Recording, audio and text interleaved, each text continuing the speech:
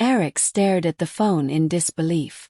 "Are you serious?" he asked, his voice laced with incredulity. For a brief moment, he wondered if Mandy actually believed the nonsense she was spouting.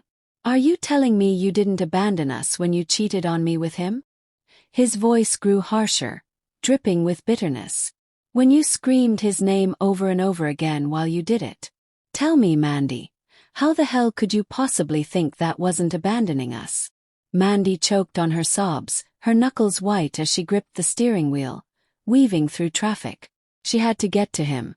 If she could just see him face to face, he would understand. He would see her remorse and maybe, just maybe, there would be hope. Eric wasn't finished.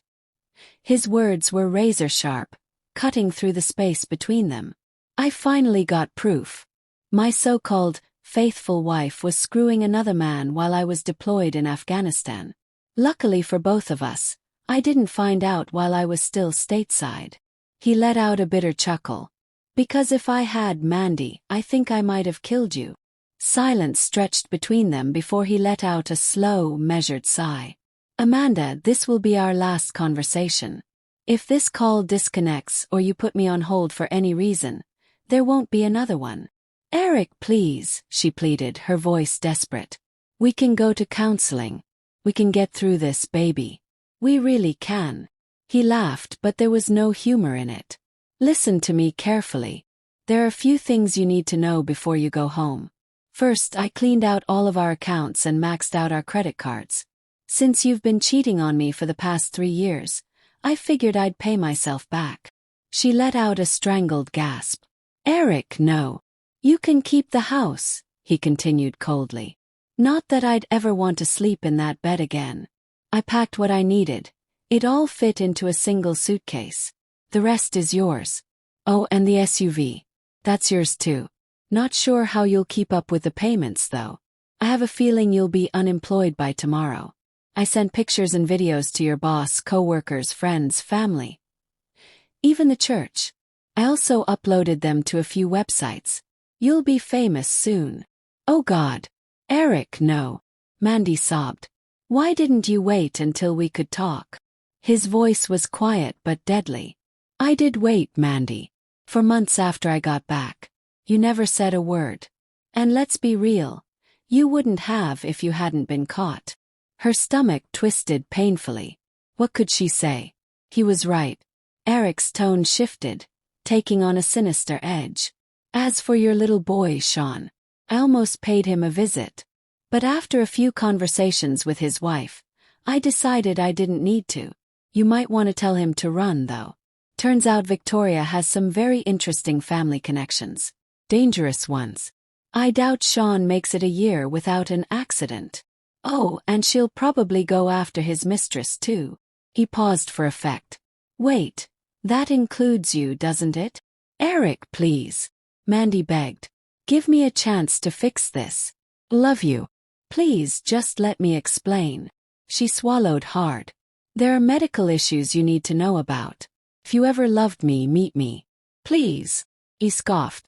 "Medical reasons. Me guess. Postpartum depression. Bipolar disorder. PTSD. None of it changes what you did, Mandy. You still spread your legs for another man." Her sobs filled the silence. "Do you know how I found out? It doesn't matter. The minute I suspected you, I hired professionals. They tapped phones, installed cameras, all over the house. Even in our bedroom." "Eric," she cried out. "Do you really hate me that much?" For a moment, his voice softened. "I did love you, Mandy. But then I saw the video. Do you remember the time Randy walked in on you and him?" Mandy's breath caught. "Oh God, please. Not that." Eric's voice cracked. "I watched our 2-year-old son call another man dada, while you lifted him into bed with you both. And everything I felt for you died." Mandy slammed on the brakes as she reached her street. A cold horror settled in her chest. Flames engulfed what had once been their home, illuminating the night sky in a hellish glow. "Damn it, Eric," she shrieked. "What have you done?" His voice was eerily calm. "What's the matter, Mandy? I was trained to build under combat conditions. Doesn't it make sense that I'd know a thing or two about destroying them? Where's Randy? She screamed. Where the hell is my son? Our son is right here, he said, his voice laced with dark amusement, sleeping soundly in his car seat. Her vision blurred with tears. What did you do, Eric? Check the front lawn, he said, his voice dripping with satisfaction. Through her tears, she squinted at the ground. Then she saw it, the words cheating whore scorched into the grass. Eric chuckled. Oh, and I made sure everyone in the neighborhood got copies of the pictures. Mandy clutched her stomach, nausea rising. Eric, where am I supposed to go? Please just tell me. That's not my problem, he said smoothly. Maybe your parents. Oh, wait. Your dad cheated on your mom, didn't he? He gasped. What? No. Eric laughed cruelly. Oh, Mandy. Your mother was the cheater. Your dad told me himself after I got back from Iraq. Maybe he suspected his daughter was just like her. She collapsed against the steering wheel, shaking. Unlike your father, Eric continued, I won't stay married to a whore. I plan to start over. Find someone who actually deserves me. Please, she whispered. I can be that wife. Can be better. Just let me prove it. It's too late, he said. The courts will decide Randy's custody.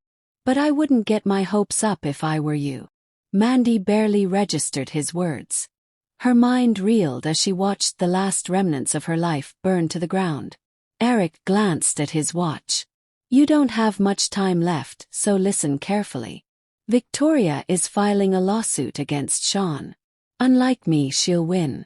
As for me, I'm leaving. No, Mandy screamed. You can't take my baby. Actually, I can. And I will. In a few years, he won't even remember you. Her breath came in ragged sobs. Please. Just send me pictures. Let me talk to him. I'll send pictures on Christmas and call on Mother's Day, Eric lied smoothly. But you'll never know where we are. Mandy let out a soul-crushing wail. Eric sighed, brushing a single tear from his cheek. Goodbye, Mandy. I hope you rot in hell. He ended the call, silencing her screams. A young man approached him with an envelope. Captain Black. Not anymore, Eric said with a weary smile. Just Eric Black. Minutes later, he stood at the airport check-in counter. Mr. Gray, the clerk greeted. You and your son have a pleasant flight. Marcus Gray and his son Michael stepped into their new lives, leaving the past in flames.